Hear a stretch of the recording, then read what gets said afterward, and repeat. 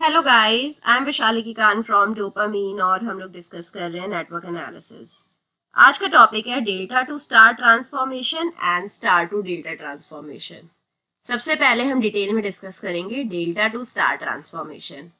और delta to star transformation discuss करने के लिए सबसे पहले हम देखेंगे डेल्टा क्या है और स्टार क्या है। सो ये हमारे पास डेल्टा स्ट्रक्चर है। तो यहाँ पर आप देख पा रहे हैं कि जो R1, R2 और R3 है, यहाँ पर इसमें 3 नोड्स हैं, राइट।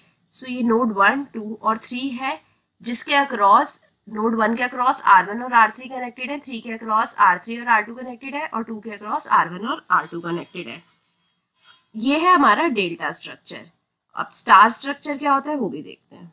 ये पॉइंट्स 1, 2, 3 हमने सेम ले लिए, राइट। सो अब यहाँ पर एक सेंटर पॉइंट ले लेते हैं। सो आप देख रहे हैं कि यहाँ पर इस सर्किट को मैंने चेंज कर क्या बना दिया है, यहाँ पर हमने इस सर्किट को चेंज कर इस तरीके से बना दिया है R1, R2 एंड R3। सो ये जो टर्मिनल्स 1 और 2 के बीच में रेजिस्टेंस है, यहाँ पर मैं इसे R12 से डिनोट कर देती हूँ, यहाँ पर इस रेजिस्टेंस को R31 से और यहाँ पर इसे R23 से, क्योंकि ये कनेक्टेड है 1 से ही रेजिस्टेंस इधर स्टार फॉर्म में, तो इसे R1 लिखा। रेजिस्टेंस 2 सिर्फ 2 टर्मिनल से कनेक्टेड है तो इसे R2 लिखा, और रेजिस्टेंस 3 टर्मिनल से कनेक्टेड है तो R3 लिखा। डेल्टा में 2 टर्मिनल से एक रेजिस्टेंस कनेक्ट था। तो हमारे पास डेल्टा स्ट्रक्चर है और हमें मूव करना है स्टार स्ट्रक्चर पर। तो जब हम डेल्टा से स्टार में कन्वर्ट करते हैं, बेसिकली हम क्यों कर रहे हैं, हम किसी भी सर्किट को सिंप्लीफाई करने के लिए ये करते हैं।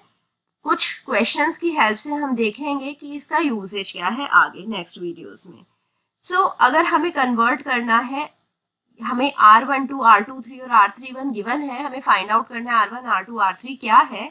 सो उसके लिए फॉर्मूले होते हैं। R1 के लिए फॉर्मूला होता है, R1 जब आप फाइंड आउट कर रहे हैं, आप देखिए टर्मिनल 1 से कौन से 2 रेजिस्टेंसेस कनेक्टेड है, R12 और R31 कनेक्टेड है, या फिर आप देख सकते हैं कौन से रेजिस्टेंस के सबस्क्रिप्ट में 1 आ रहा है, R12 और R31 में हमारे सबस्क्रिप्ट में 1 आ रहा है, तो ये दोनों न्यूमरेटर में आ जाएंगे और डिनोमिनेटर में आएगा R12 plus R23 plus R31। Similarly अगर हमें R2 लिखना है तो R2 में आप देखिए सबस्क्रिप्ट में 2 किस में आ रहा है, R12 में और R23 में, डिनोमिनेटर सेम रहेगा। R3 में भी सेम प्रोसीजर फॉलो करिए, R31 और R23 को मल्टीप्लाई करेंगे और उसे डिवाइड करेंगे, R12 plus R23 plus R31। सो इस तरीके से 3 रेजिस्टेंस के केस में हमने डेल्टा टू स्टार कन्वर्जन सीख लिया है। सिमिलरली अगर हमारे पास 3 इंडक्टर्स डेल्टा में कनेक्टेड है और हमें सीरीज का L1 फाइंड आउट करना है, सो अगेन सेम ही फॉर्मूला लगाएंगे, L12 L31 divided by L12 plus L23 plus L31। Similarly मैं L2 और L3 का भी फॉर्मूला लिख देती हूँ। L2 क्या होएगा, L12 multiplied with L23, right, 2 इन दोनों में ही आ रहा है, divided by L12 plus L23 plus L31। L3 क्या होएगा, L23 multiplied with L31 divided by L12 plus L23 plus L31। अगर हमारे पास 3 कैपेसिटर्स हैं और 3 कैपेसिटर्स डेल्टा में कनेक्टेड है और हमें स्टार में फाइंड आउट करना है, तो अब सेम ही चीज करेंगे बट हम 1 अपॉन कर देंगे। सो 1 upon C12 multiplied with 1 upon C31 divided by 1 upon C12 plus 1 upon C23 plus 1 upon C31। Similarly मैं C2 और C3 का भी फॉर्मूला लिख देती हूँ। अगर हमारे पास कंडक्टेंस है तो उस केस में भी हम G1, G2 और G3 फाइंड आउट कर सकते हैं। सो अगेन कैपेसिटर की तरह ही फॉर्मूला आएगा कंडक्टेंस का भी। सो 1 upon G12 into 1 upon G31 divided by 1 upon G12 plus 1 upon G23 plus 1 upon G31। ये हो गया G1 का फॉर्मूला। सिमिलरली G2 और G3 का फॉर्मूला लिख देती हूँ। राइट, सो हमने सारे एलिमेंट्स के केस में देख लिया कैसे ट्रांसफॉर्मेशन होएगा डेल्टा से स्टार में। अब अगर हमारे पास उल्टा कन्वर्जन हो, अगर हमारे पास स्टार है और हमें डेल्टा वाले रेजिस्टेंसेस फाइंड आउट करना है या फिर स्टार से डेल्टा में मूव करना है, तो यहाँ पर हमारे पास 1, 2 और 3 टर्मिनल है, रेजिस्टेंस R1, R2 और R3 है। अब इससे हमें मूव करना है डेल्टा पर। सो आप देख पा रहे हैं जो डेल्टा में जो हमारे पास रेजिस्टेंसेस हैं उसके सबस्क्रिप्ट में 2 नंबर्स लिखे क्योंकि वो 2 टर्मिनल से कनेक्टेड है, R12, R23 एंड R31। सो अगर हमारे पास R1 है, R2 है और R3 है और हमें R12 फाइंड आउट करना है, सो R12 का फॉर्मूला क्या होएगा? सो R12 का फॉर्मूला होएगा, क्योंकि यहाँ पर हमारे पास 2 टर्मिनल्स है 1 और 2, तो हम क्या करेंगे R1 और R2 को ऐड करेंगे, उसमें R1 R2 का मल्टीप्लीकेशन ऐड करेंगे और उसे डिवाइड करेंगे थर्ड रेजिस्टेंस से।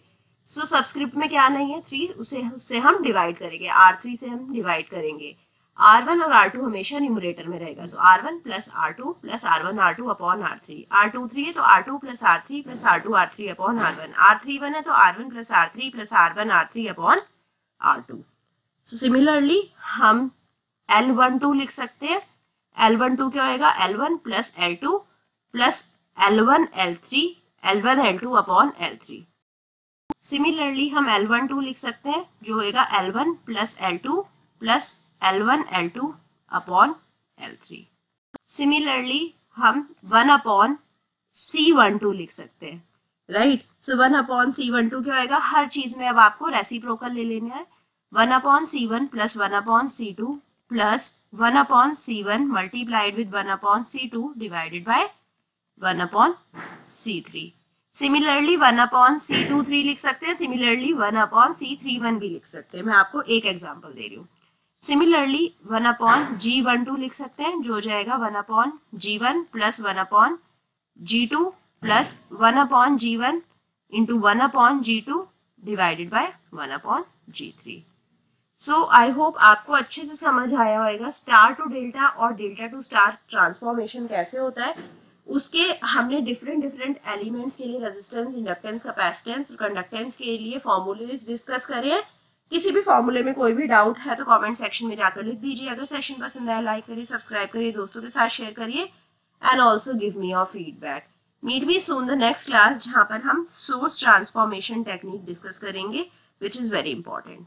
Till then, bye-bye, take care, thank you, and keep preparing for your exams, making your notes. Bye-bye.